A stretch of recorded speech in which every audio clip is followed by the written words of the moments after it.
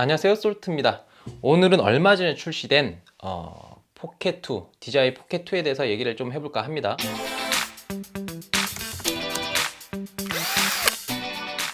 뭐 다른 건 아니고 사용 방법, 팁 중에 한 4가지를 추려서 얘기를 해볼 거예요. 아시는 분도 분명히 있을 거고 모르시는 분도 있을 거고, 또 처음으로 이런 제품을 사용했다면 또 알아놓으면 좀 활용하기 괜찮은 그런 정보로 좀 다뤄봤습니다. 자, 일단은 제가 지금 말할 4개의 주제는, 첫 번째로 이제 무선으로 연결했을 때 스마트폰이나 태블릿이 실시간 모니터링 하는 데 있어서 조금 유용할지, 그러니까 딜레이를 좀 봐야겠죠. 이런 부분이랑, 두 번째로는 촬영을 하면서 충전이 가능한지, 여기에 있어서 큰 문제는 없는지, 이 부분. 그리고 세 번째로는 글래머 효과가 어떤 것인지, 광고에서도 그 효과에 대해 나오잖아요. 이 부분이 정확히 어떤 걸 말하는지. 네 번째로는 조이스틱을 이용할 때 줌인, 줌아웃 이 기능을 또 어떻게 활용할 수 있을지, 이 부분에 대해서 얘기를 해드릴게요. 일단 제가 이 제품을 오즈모 포켓, 전작이죠, 구매했을 때가 한 2년 전이었던 것 같아요. 당시에는 이만한 바디의 크기에 짐벌이라는 기능을 넣을 수는 있나? 라는 것에, 이 자체만으로 사실은 상당히 놀라웠죠. 왜냐하면 지금 보고 있는 이게 스마트폰용이에요. 나름대로 작은 스마트폰용이죠. 거기다 접히는 거잖아요. 접히는 건데도 이미 커요. 그죠? 이미 크고, 대신에 좀 그나마 이전에는 좀 간편하게 쓸 수 있는 그런 제품이었죠. 하지만 제가 선호하는 거는 소니 GV1 이상급으로 미러리스나 DSLR 같은 좀 제대로 된 카메라로 조금 깊이 있는 영상이나 사진을 담는 걸, 왜냐하면 제가 실력이 너무 없기 때문에 그거 장비 빨라도 어떻게 커버를 해보려고 하는 건데, 거기다가 짐벌을 입히는 걸 저는 더 선호하거든요. 바로 뭐 요런 거요. 이렇게 짐벌 카메라를 쓰면 조금 더 전문적으로 손떨림을 방지하고 여러 가지 이제 효과를 좀 낼 수 있는데, 반면에 안 좋은 점이 이 어떤 기동성이 너무 떨어져요. 그러니까 급작스러운 상황이나 놓치기 애매한 좀 어려운 상황을 순간적으로 포착해내기가 어려운 게 세팅 시간이 걸려요. 아무리 익숙해도 일단 시간은 걸립니다. 몇 분이라도.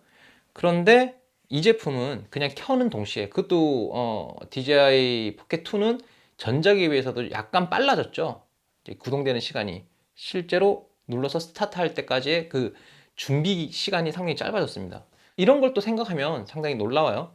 문제는 워낙 작게 만들어서 장점인데, 워낙 작게 만들어졌기 때문에 단점이 되는 것들, 이런 것들이 좀 생기죠. 배터리 문제도 그렇고요. 액정의 크기도 그래요.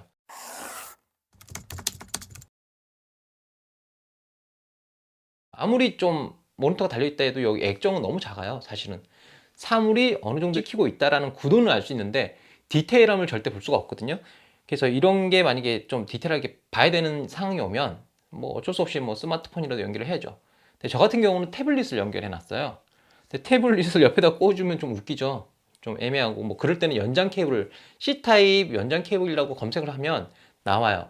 그런 걸 써도 되는데, 콤보 세트를 사게 되면은 이렇게 멀티 핸들이라는 게 들어가 있고, 이 안에는 많은 기능들이 들어가 있어요. 그 중에 하나가 이제 와이파이와 블루투스를 연결할 수 있는 기능이 있습니다. 이걸 이용해서 미모 앱으로 들어가 보면 단순히 모니터링으로만 쓸 수 있는 게 아니라 여기 안에 들어있는 기능들보다 더 디테일하게 자세하게 설정하고 세팅할 수 있는 기능들이 거기 있죠.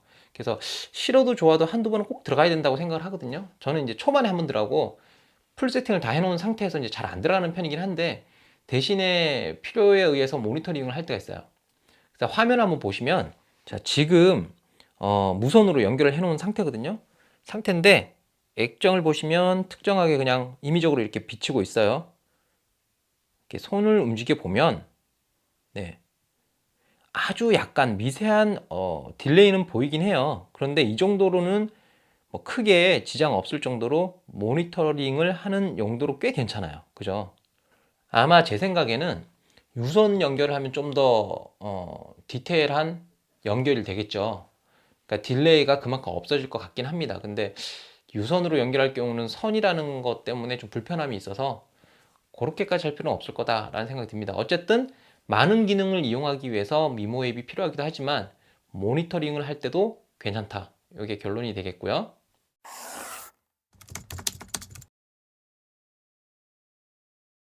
자, 그 다음에 알아볼 게 배터리 문제예요. 오즈모 포켓도 그랬고 얘도 그렇고 FHD 1080 기준으로 촬영을 한다. 연속 촬영을 계속 쭉 한다. 미친 거 아니고는 그렇게 할 일이 별로 없는데 어쨌든 그렇게 한다 그러면 약 2시간 한 10분 정도 갈 거예요 아마. 그러니까 뭐 쉽게 말해서 평균 한 2시간 잡읍시다. 그런데 저 같은 경우도 그렇고 아마 다른 분도 다 마찬가지일 거예요. 껐다 켰다를 반복하고 또 뭘 보고 어쩌고를 하다 보면 사실은 2시간을 쭉 찍을 수가 없어요. 뭐 물론 밖에 나가서 잠깐 일상 잠깐 찍고 뭐 이런 거는 뭐 2시간이면 괜찮죠. 들어와서 틈틈이 충전만 해주면 되니까. 그죠? 그런데 실제로 제가 오즈모 포켓을 가지고 여행을 갔을 때 보니까 택도 없었어요. 음식점을 가거나 뭐 카페를 가면 배터리가 좀 남아 있어도 혹시 모를 걸 대비해서 계속 충전을 하게끔 되더라고요. 그러니까 다른데 뭐 여행을 갔으면 좀 여기에 힐링도 하고 저기도 힐링하고 뭐 이래야 되는데 여기 신경을 쓰게 될 수밖에 없는 거예요. 그래서 이 부분에 대해서는 조금 불만이 많았는데 이걸 이제 보조 배터리로 우회를 할 수가 있잖아요. 근데 보조 배터리도 여러 가지 형태가 있지만 보통은 아시다시피 많이 들고 다니는 게 사각형 모양의 뭐 끝에 라운드가 좀 돼 있는 그런 형태잖아요. 그러니까 사각형 형태가 대부분이에요. 근데 제가 쓰는 거는 요건데 얘 같은 경우는 제가 영상을 찍을 때도 카메라나 액션캠 얘기를 하면 이 제품을 많이 제가 보여드렸어요. 많이 등장하는 제품이에요. 제 소품 중에서는 그렇죠. 근데 이 제품이 울란지 보조 배터리거든요. 제가 여기를 갖다가 굳이 광고해 줄 이유는 없어요. 그럼에도 불구하고 제가 자주 들고 나오는 이유는 그만큼 정말 효율성은 좋게 잘 써먹고 있어요. 저는 가격이 얼마 하지도 않거든요. 하지도 않는데 잘 써먹고 있는 이유가 원통형의 이 자체가 이제 그립이에요. 지금 보면은 여기에 붙어 있는 이 가죽 패턴은 이제 천연 가죽인데 제가 그립감 때문에 이 붙여놓은 것 뿐이고 원래는 이게 알루미늄 바디로 돼 있어요. 금속 바디로 돼 있고 용량이 6800이니까 오즈모 포켓이나 포켓 2를 갖다가 연결해서 쓰면 아무리 못해도 5시간은 무조건 견디지 않냐. 5시간 충분히 넘을 것 같습니다. 그 정도의 시간 동안 구동을 할 수 있어요. 그러니까 여행을 다닐 때도 충분히 써먹을 만한 제품인데 제가 이걸 좀 선호하는 이유가 밑에 보시면 4분의 1인치 스크류 홀이 있어요. 그러니까 삼각대 연결 뭐 이런 게 되는 거예요. 그리고 위에는 당연히 스크류가 있고요. 그대로 연결만 하면 되는 거예요. 연결을 하면 이렇게 조금 길어진 모습이긴 한데 사실은 뭐 어떤 화각을 좀 확보하거나 조금 편하게 길게 이렇게 뻗어서 갖고 다니기에 괜찮은 사이즈인 것 같긴 해요. 이건 사용자마다 좀 다를 수 있습니다. 이런 형태가 되는 거고 케이블은 5핀이나 C핀이나 뭐 원하는 거 꼽으면 충전이 가능합니다. 아무래도 좋은 점은 이걸로 인해서 시간을 연장할 수 있다는 건데 카메라마다 이게 동시 충전이 되는 게 있고 안 되는 게 있어요. 그냥 전원을 완전 껐을 때나 충전이 먹히는 게 있고 전원 켜고 이렇게 구동을 했는데도 불구하고 동시에 충전이 되는 뭐 이런 방식들이 달라요. 근데 다행히도 테스트를 해보니까 포켓2 같은 경우는 켜져 있는 상태에서도 이렇게 충전이 된다는 표시가 뜹니다. 그렇죠? 그래서 시간을 연장하는데 상당히 유용하지 않나 라는 생각을 해 봅니다.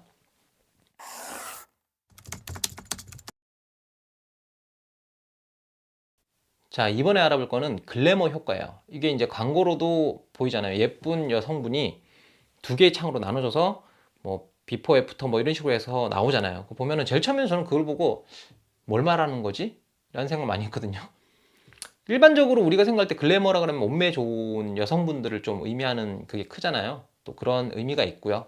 그런 뜻이 담겨 있는데 사실은 글래머라는 단어가 단순히 이렇게 몸매 좋은 뭐 이런 쪽이 아니라 마법이라는 의미도 있어요. 풀이를 하면. 근데 이 마법이 어디에 대한 마법인가? 뭐 글래머라는 단어와 연결지어서 어떻게 뭐 남성 같은 경우면 근육이 좀 울퉁불퉁 이렇게 커 보이는 이런 느낌이 있나? 또 작아질 땐 쪽 빠지고 뭐 이런 느낌이 있나? 라고 생각했는데 그게 아니라 쉽게 말하면 피부 보정, 스킨을 케어하는 피부 보정을 말하는 겁니다. 그러니까 표면을 좀 깔끔하게 저같이 피부가 별로 안 좋은 사람에게는 상당히 절실한 고마운 기능이죠. 이 기능을 살펴보면 포켓 자체에서 끄고 켜는 건 돼요. 그런데 디테일하게 얼마 정도 뭐 진하게 연하게 이런 식으로 나눌 수가 없어요. 그냥 끄고 켜는 것만 돼요. 네, 보다시피 설정 가서 옆으로 가보면 아이콘이 보이죠? 사람 얼굴 아이콘. 이걸 끄고 켜는데 사용하면 되는데, 이걸 미모 앱에 연결해서 보면 꽤나 디테일한 설정이 가능합니다. 단순히 피부만 뽀샤시하게 뭐 하는 이런 느낌이 아니라 여러 가지를 설정할 수 있어요. 그래서 지금 보시는 장면이 미모에 접속한 장면인데, 인터페이스는 뭐 뻔하죠? 카메라 모듈 딱 나오고, 좌측으로 보면 하단 쪽에 사람 얼굴 아이콘이 보여요. 이걸 눌러보면 사용자 정의나 오토, 그러니까 자동으로 피부나 여러 가지를 갖다 조정할 수 있게 돼 있는데, 재밌는 점은 단순히 피부만 조정하는 게 아니고 얼굴을 좀 갸름하게 한다거나, 또는 뭐 피부톤을 좀 높게 톤업을 한다거나, 미백 이런 식으로 나눠져 있더라고요. 그래서 어떻게 써먹느냐에 따라 좀 효율성이 달라질 것 같아요. 특히 뭐 저는 잘 모르지만 여성분들이 좀 필터 같은 걸 많이 사용하지 않나 라는 생각을 해요. 그렇게 보면 여성분들한테 조금 더 유용하지 않을까 그런 생각을 합니다. 실제로 제가 이제 사용을 해봤어요. 어느 정도 될까. 이건 좀 사람마다 좀 다른 것 같아요. 또는 메이크업을 했냐 안 했냐에 따라 또 좀 다른 것 같습니다. 메이크업을 한 친구한테 이렇게 하니까 조금 피부가 뭉개지듯이 너무 과하게 들어간 거죠. 아니면 설정을 그래서 좀 바꾸든지 해야 될 것 같아요. 그리고 저 같은 경우는 똑같은 기준을 두고 했을 때도 저는 좀 자연스러운 느낌이었는데, 그 친구는, 메이크업 한 친구는 조금 화장이 너무 인위적인 느낌이 났습니다. 그래서 이거는 사람마다 조금 조정을 하셔야 될 것 같아요. 그래야지 유용하게 잘 써먹을 수 있을 것 같습니다. 그래서 사용자 지정으로 해놓는 게 있고, 또 자동으로 이렇게 해놓는 걸로 해놔서 이렇게 왔다 갔다 하면서 쓰시면 되는데, 저 같은 경우는 안 쓰게 될 것 같아요. 왜냐면 그럴 때마다 앱에 연결해야 되니까 그게 귀찮아요. 네, 저는 귀찮아짐이 너무 심한 것 같아요. 음.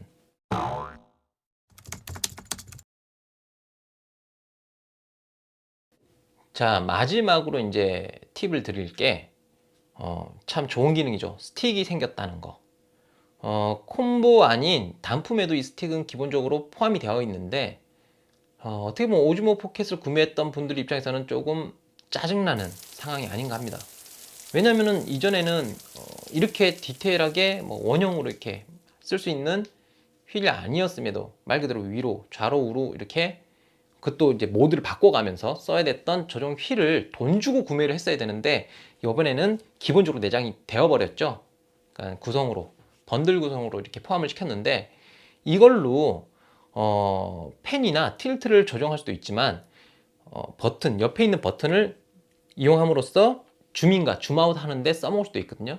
그런데 그때마다 이제 모드를 좀 바꿔야 된다는 얘기예요. 이걸 어디에 써먹을 건지, 그죠?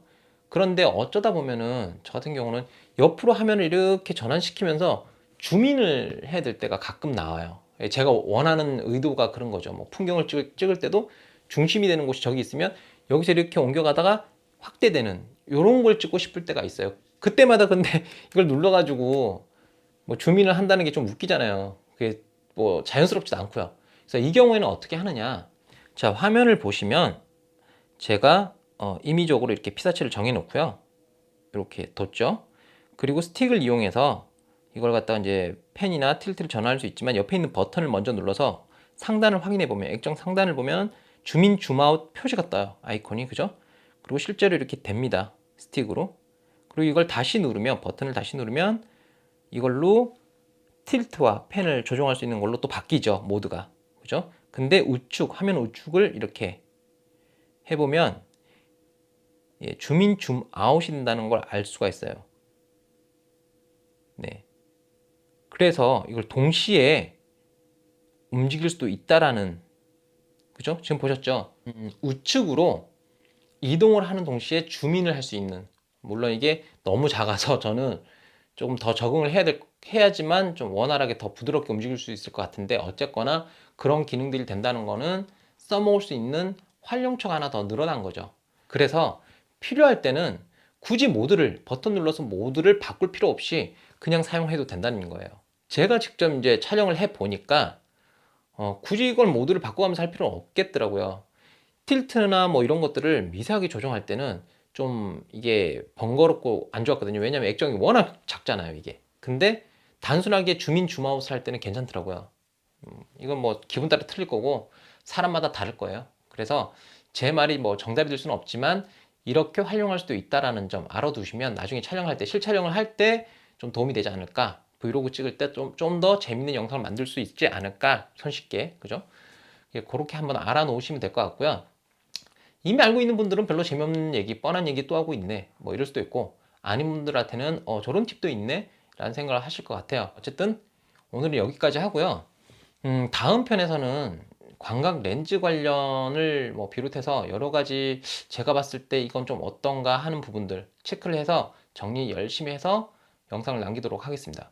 그럼 전 이만 여기서 꺼지겠습니다.